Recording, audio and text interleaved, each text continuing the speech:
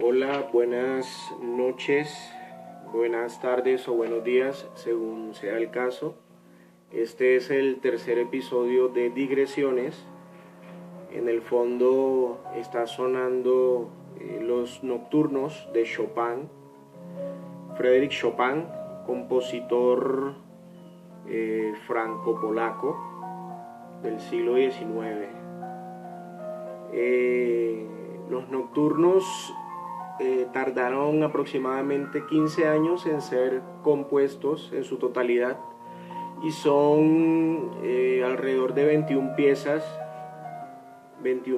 ¿no? Para piano, obviamente. Y bueno, empezaba con esta música hoy 29 de marzo, desde Bogotá, Colombia, a las 9:21, es decir, 21:21 o número místico. Viernes Santo, además. La excusa el día de hoy, decía que empezaba con Chopin, reflexionando un poco acerca del tiempo en que se tardó en componer esas 21 piezas para piano, que son 15 años, comparándolo en la actualidad con los procesos tan acelerados de producción en la música, en la industria editorial, en todos los sentidos hay una sobreabundancia, ¿no? Y bueno, la idea era comenzar con esto, reflexionando acerca de eso, del tiempo y nuestra relación con el tiempo, a través de unos personajes que quiero llamarlos los personajes del no. Son personajes prácticamente existencialistas, nihilistas, es decir, casi siempre se observa en ellos una negación del significado de la existencia, del significado de la vida, la consideran sin propósito y sin sentido alguno.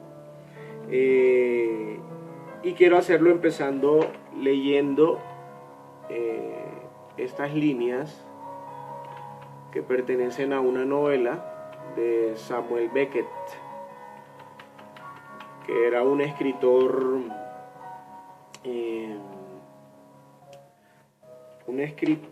irlandés, cuya producción aparece después de la Segunda Guerra Mundial.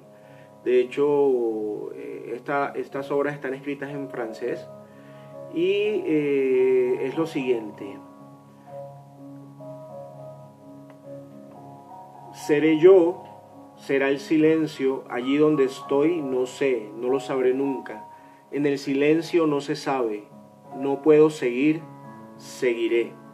Esas fueron las últimas palabras de un personaje que es completamente anónimo. De hecho, la novela se llama El Innombrable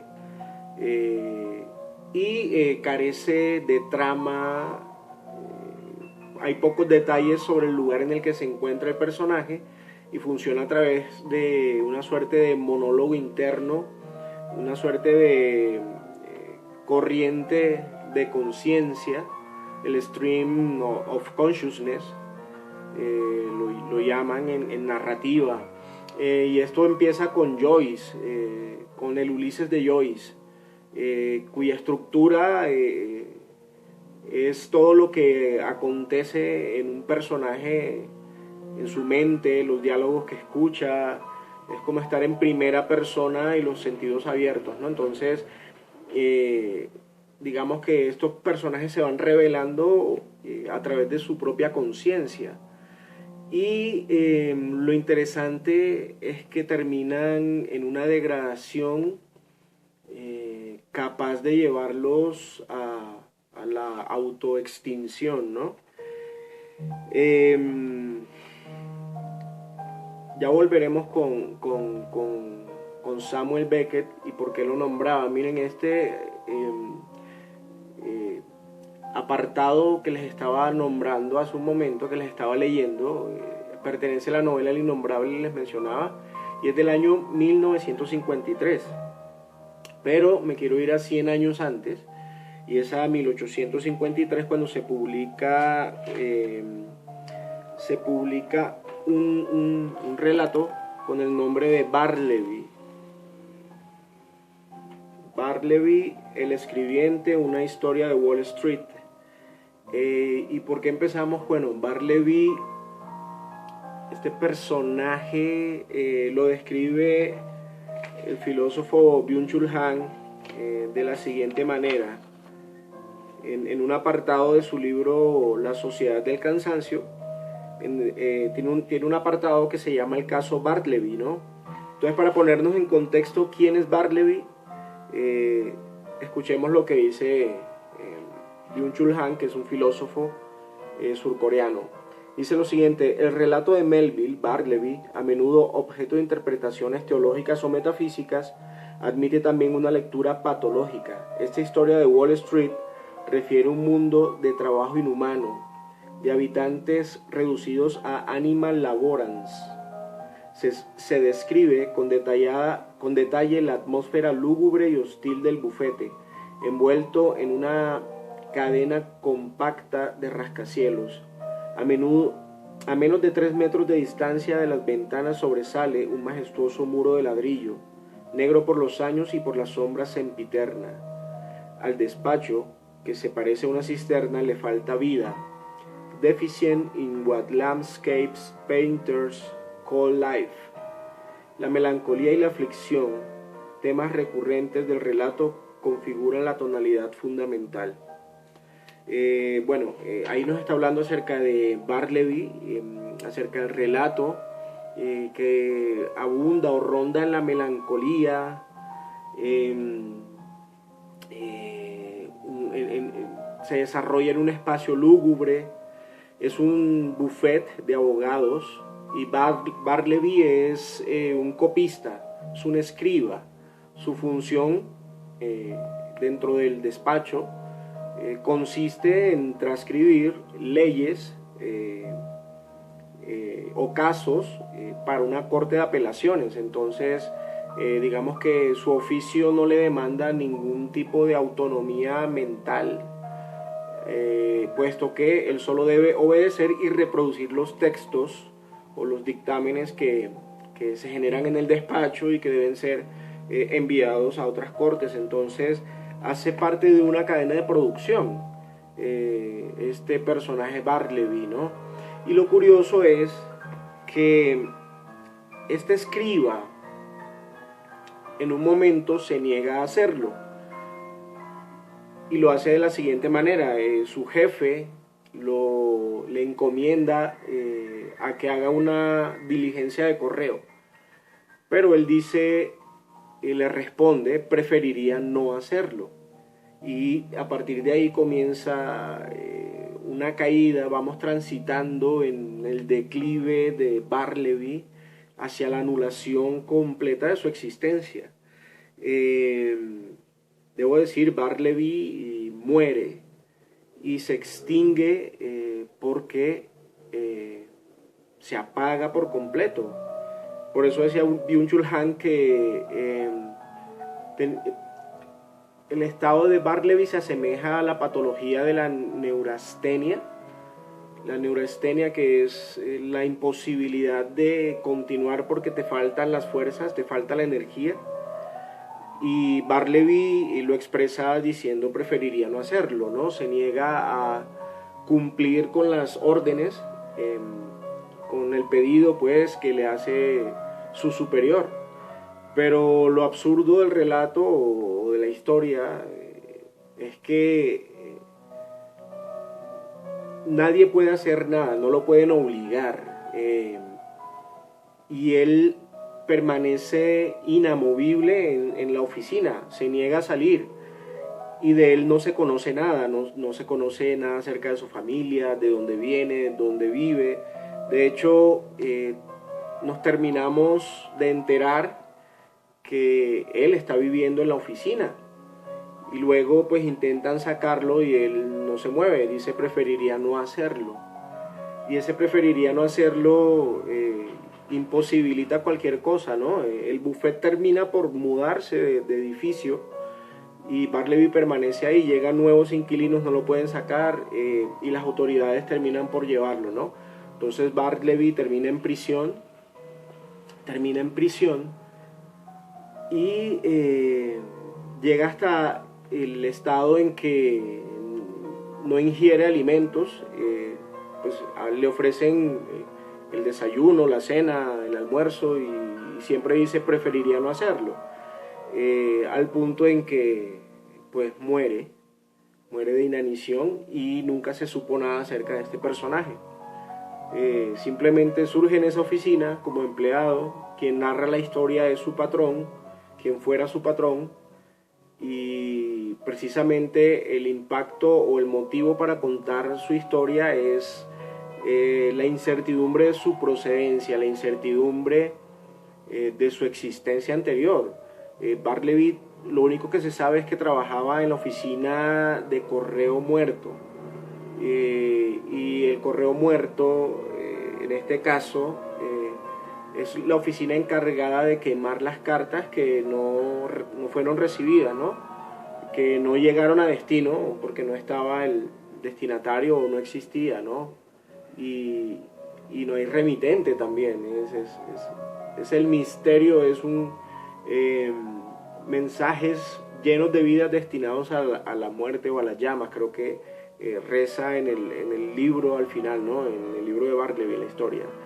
Entonces es supremamente interesante cómo este personaje se extingue en un mundo completamente sin sentido, en un mundo de rascacielos, en un mundo de productividad en el que hay sujetos que tienen que explotarse a sí mismos, que es en la teoría de Byung-Chul Han en La sociedad del cansancio, que el sujeto de rendimiento de la contemporaneidad se autoexplota a sí mismo,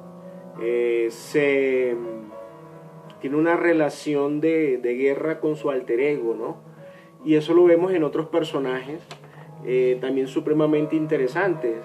Y ahí quiero saltar a Kafka.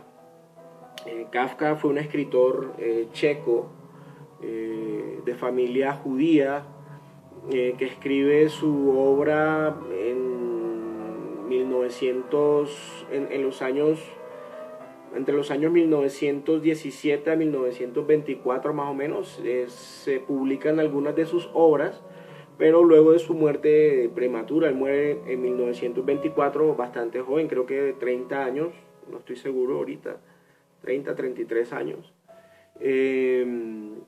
Ya tenía cierta trayectoria de publicaciones, eran relatos que aparecían en revistas, pero su obra insigne, que sería El proceso, El castillo, América, las novelas fueron publicadas de manera póstuma, pese a la voluntad última de Kafka, que era que no se publicaran esas obras, ¿no? Digamos que su amigo y editor Max Brod termina por publicar las obras en contra de la voluntad de Kafka, pero la verdad es que sí le dio al mundo un regalo muy, muy interesante, ¿no? Una literatura única, una literatura que crea también una mitología acerca del infinito, acerca de la imposibilidad de el sentido, la connotación del pecado. La obra de Kafka toca temas muy profundos. Y hay dos personajes, porque la excusa hoy en digresiones son estos personajes del no. Como vimos, Bartleby se niega, ¿no? Preferiría no hacerlo. Y tenemos dos relatos de Kafka, que es Un artista del hambre, y otro relato que se llama, o lleva por título más bien, Un artista del trapecio. El artista del hambre es un ayunador, y el relato comienza narrando la historia de un sujeto que ayuna por un tiempo prolongado de 40 días, y es un espectáculo que recorre el mundo, que recorre Europa, es bastante reconocido por la gente. Es decir, empieza narrando un tiempo en el que ese oficio era de respeto. Habla acerca de las vicisitudes del personaje. No sabemos su nombre, es un personaje anónimo, pero es el ayunador, ¿no? Y la gente se agolpa alrededor de la jaula en la que él está, porque es como si se exhibiera como un animal de circo, ¿no? Pero en este caso es un espectáculo único, es solo él, no hay otro espectáculo, simplemente todo gira en torno a que lo vigilen para que él no coma durante 40 días. Y él siempre está o siempre quiere romper el récord, ¿no? Siempre quiere superarse a sí mismo, pero no lo dejan. La ley marcaba que el máximo eran 40 días y él no podía pasar de ahí, pero siempre había un estado de insatisfacción en el artista del hambre, porque no lo dejaban sobrepasar sus propios límites. Miren aquí cómo se va aplicando lo del sujeto que se autoexplota, ¿no? de Byung-Chul Han. Y vemos que llega un momento en que ese espectáculo deja de tener interés en los espectadores, al punto en que ya el manager o la persona encargada de llevarlo de gira no lo puede hacer más y termina por vender el espectáculo. El artista del hambre termina por vender su espectáculo a un circo. Obviamente ya no sería la atracción principal, sino que haría parte de las múltiples atracciones del lugar, ¿no? Animales, trapecistas, a propósito del artista del trapecio, un artista del trapecio que también es de Kafka, que consiste en un personaje que nunca toca el suelo, o que no puede tocar el suelo, no quiere tocar, siempre quiere permanecer en su trabajo, que es el trapecio, estar en las alturas.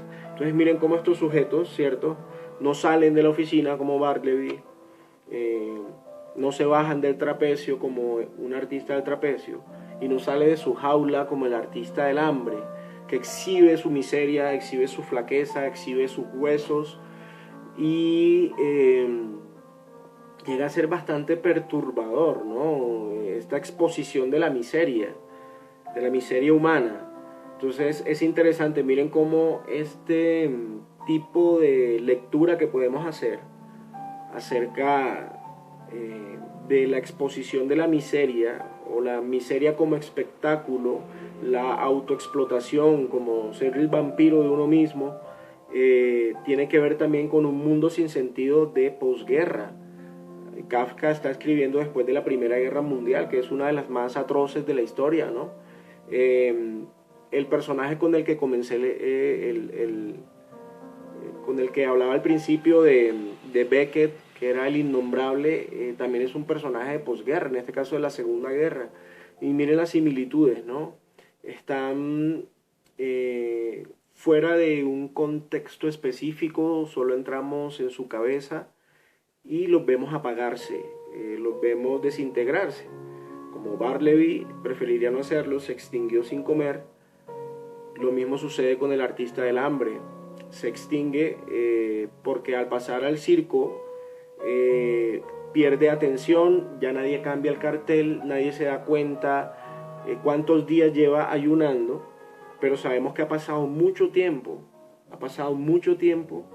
y nadie lo ve extinguirse, hasta que un día llega uno de los, el artista del hambre, llega uno de los como inspectores, y ve la jaula del artista del hambre desocupada, y dice que por qué, o pregunta que por qué hace ese espacio desocupado cuando le pueden sacar provecho exhibiendo otro espectáculo. Y la gente cae en cuenta, pero si esta era la jaula del artista del hambre, toca abrir, ¿qué pasó? Y lo encontraron en medio de la paja, estaba tan disminuido en su estado físico, ¿no? Al punto de la desnutrición, al punto de ser un esqueleto en vida, ¿no? Y es esta parte, quiero leerles el final, dice así: cierta vez un inspector se fijó en la jaula y preguntó a los criados por qué dejaban sin aprovechar aquella jaula tan utilizable. que solo contenía un podrido montón de paja. Todos ignoraban hasta que por fin uno, al ver la pizarra, lo que le comentaba, en la pizarra pues ponían los días que el hombre ayunaba, se dieron cuenta que el hombre yacía entre la paja, ¿no? Y le preguntan, ¿ayunas todavía? Le preguntó el inspector. ¿Cuándo vas a terminar de una vez? Le pregunta el inspector, ¿no? Y el artista del hambre le responde, perdónenme todos, musitó el ayunador, pero solo lo comprendió el inspector, que tenía el oído pegado a la reja. Sin duda, afirmó el inspector, poniéndose el índice en la sien para indicar con ello al personal el estado mental del ayunador, es decir, estaba haciendo que el artista del hambre estaba ya medio loco, ¿no? Había deseado toda la vida que admirarais mi resistencia al hambre, dijo el ayunador. Y la admiramos, repuso el inspector, pero no debíais admirarla, dijo el ayunador. Bueno, pues entonces no la admiraremos, dijo el inspector. Pero ¿por qué no debemos admirarte? Porque me es forzoso ayunar, no puedo evitarlo, dijo el ayunador. Porque, dijo el artista del hambre, levantando un poco la cabeza y hablando en la misma oreja del inspector para que no se perdieran sus palabras, con labios alargados como si fuera a dar un beso, dijo lo siguiente: porque no pude hallar alimento que me gustara. Si lo hubiera hallado, puedes estar seguro de que no habría hecho ningún cumplido y me habría hartado como tú y como los demás. Estas fueron sus últimas palabras, pero aún en sus ojos quebrados se mostraba la firme convicción, aunque ya no orgullosa, de que seguiría ayunando. Es decir, él se extinguió por completo, se superó a sí mismo, se explotó, se autoexplotó a sí mismo. Permítame un momento que acá se detuvo esto.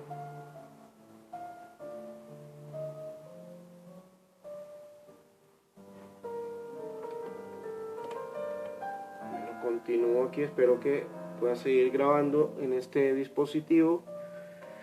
Decía que el artista del hambre llegó al punto de la autoexplotación tan despiadada de sí mismo, que también muere igual que Barleby, ¿no? Entonces miren como un personaje que es Barleby surge en 1853, pero en 1919 creo que sale El artista del hambre y se publica nuevamente luego de la muerte de Kafka en el 24. Miren las similitudes de estos personajes, ¿no? Cómo son tan... ¿cómo los podemos denominar? La fuerza de estos personajes radica en su negación, ¿no? en su anulamiento, en su volver a la nada, que es también este concepto del nihilismo, ¿no? De que de la nada surge la nada y que nada tiene sentido. Y por eso Beckett en el 53, después de la Segunda Guerra, en la que fue partícipe, escribe esa novela del innombrable, escribe otra que se llama Molloy, que es la historia de un vagabundo. También estamos en su mente, él decide ir a la casa de su madre que no sabe dónde vive, y recuerda como episodios de su pasado, ¿no? En el que también asistimos a un decaimiento, a una degeneración de su propio ser hasta el punto de quedar inmóvil, situación que ocurre también en la otra novela que se llama Malone muere. Malone es un anciano que está en un manicomio sin moverse, también está paralizado y cuenta también todo ese proceso de degradación. Todos estos personajes en algún momento han cometido un crimen, que es lo que los diferencia de los personajes kafkianos. No sabemos de los crímenes de estos personajes, pero se niegan a seguir avanzando en la cadena de producción del lugar en el que están, o más bien se entregan tanto a esa cadena de autoproducción a la que han igualado su propio ser, que terminan por extinguirse, ¿no? Mientras que en las obras de Beckett de Samuel Beckett, irlandés. Él dice, o observamos, más bien asistimos a la memoria de estos personajes que no tienen un contexto definido, que caen en una suerte de absurdo. Hay un juego con el lenguaje constante y hay mucha autoobservación. Es como ser consciente de cada aspecto de lo que ha sido una vida, pero en una forma tan desordenada que es la nada misma, ¿no? Que es una manifestación de la nada y terminan arrastrados por una apatía hacia lo humano, casi que convirtiéndose en una bestia, ¿no? En una bestia. Entonces los de Beckett, la diferencia es que tienden a la ira, a la explosión, al asesinato, y hay una degradación, pero también terminan en la inmovilidad y en la negación del mundo, terminan desencajados del sistema, terminan por fracturar el sistema en el que están y fracturarse a sí mismos. Y ese punto de quiebre los devuelve a la nada, los extingue, ¿no? Entonces, esa era la excusa del día de hoy, hablar de estos personajes del no. Entonces recuerden, Barleby, el escribiente, 1853, recomendado para que entren en ese mundo de la negación. Las obras de Kafka, el artista del hambre, un artista del hambre y un artista del trapecio, ¿no? El artista del trapecio, recuerden que se niega a tocar el suelo, siempre quiere permanecer en las alturas, llega un punto en el que está envejeciendo y su final es incierto, ¿no? Pero también ya vemos que no puede desconectarse del lugar que le ha asignado el mundo en su sistema de producción, ¿no? Entonces, recomendados también esas obras. Kafka, debemos también entrar en otros de sus relatos, o querré entrar más adelante en otros de sus relatos, para analizar el sentido de la justicia, analizar un poco el cuestionamiento de Dios también, también la guerra con el padre. Es supremamente interesante Kafka. Habría que su relación con Borges. Borges también simula esos laberintos kafkianos, porque Kafka también es de estos personajes que hablan del infinito, ¿no? De la imposibilidad de llegar a algún punto, que es bastante eleático, de las parábolas eleáticas, el mito de Euclides y la tortuga, que siempre hay una carrera sin fin, ¿no? Nunca termina uno de atravesar algún lugar, de llegar a un punto A, un punto B es imposible, porque tienes que transitar por todos los puntos del espacio y en todos los puntos intermedios hasta el infinito. Entonces ahí también se abre otra literatura que es un poco más simbólica, metafórica, en la que el tiempo y el ser siempre están en constante conflicto, en una tensión, que es lo que da sentido también a la ¿cómo llamarlo? Sería tal vez a la conciencia misma. Entonces habría que analizar esos textos kafkianos sobre el infinito y sobre la ley y lo que les mencionaba hace un momento. Y bueno, yo empecé, digamos, o la excusa para traer este tema el día de hoy fue hablando con algún amigo sobre literatura. Yo le comentaba que el personaje del extranjero de Albert Camus fue uno de los que en primera instancia yo lo leí cuando pues era adolescente en el bachillerato, y marcó fuertemente las lecturas de ahí en adelante, ¿no? Fue un personaje estremecedor. Y luego me encuentro con estos personajes estremecedores también, como el artista del trapecio, el del hambre, eh, Bartleby, ¿no? O Malone, Molloy y el innombrable de Beckett. Me encuentro con estos personajes que tienen tanto en común en el extranjero, más que una potencia negativa o de negarse a cumplir con algo. O bueno, hay algo de eso también, porque es alguien que ha cometido un crimen y es condenado a muerte. Entonces entramos también en su mente, cómo contempla el sentido de la vida que tuvo y cómo llegó ahí. Y en un principio, lo que yo recuerdo, porque lo leí hace mucho, lo que me impresionó fue su frialdad, su capacidad de, no sé, apatía, indiferencia ante los demás que para mí era algo totalmente desconocido. Entonces fue como uno de los personajes que abrió la puerta a este mundo de los personajes del no, del nihilismo.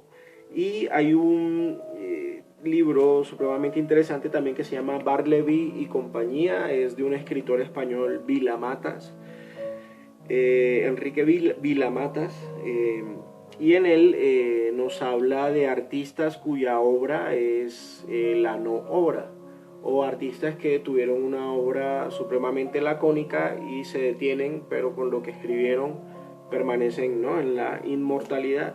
Y para que se antojen un poco, el epígrafe que tiene al comienzo es lo siguiente: la gloria o el mérito de ciertos hombres consiste en escribir bien, el de otros consiste en no escribir. Entonces, volviendo con los escribas, Bartleby, el escriba que se niega a escribir, no escribe. Kafka, que se niega en su etapa última a publicar, se convierte en un ágrafo, ¿no? El escritor que decide no publicar, recordemos que conocemos su obra El proceso y lo demás, luego de la publicación póstuma de sus obras en contra de su voluntad. Y tenemos pues entonces esta idea de que también la no obra puede ser una obra definitiva, ¿no? No sé, eran como la excusa el día de hoy en digresiones. Ojalá les haya gustado. Sigue sonando Chopin en el fondo. Y bueno, estaremos hablando acerca de otros autores y otras novelas y filosofías por las que podamos transitar. Entonces nos vemos en otro episodio de Digresiones. Muchas gracias, buenas noches, buenos días o buenas tardes según el caso.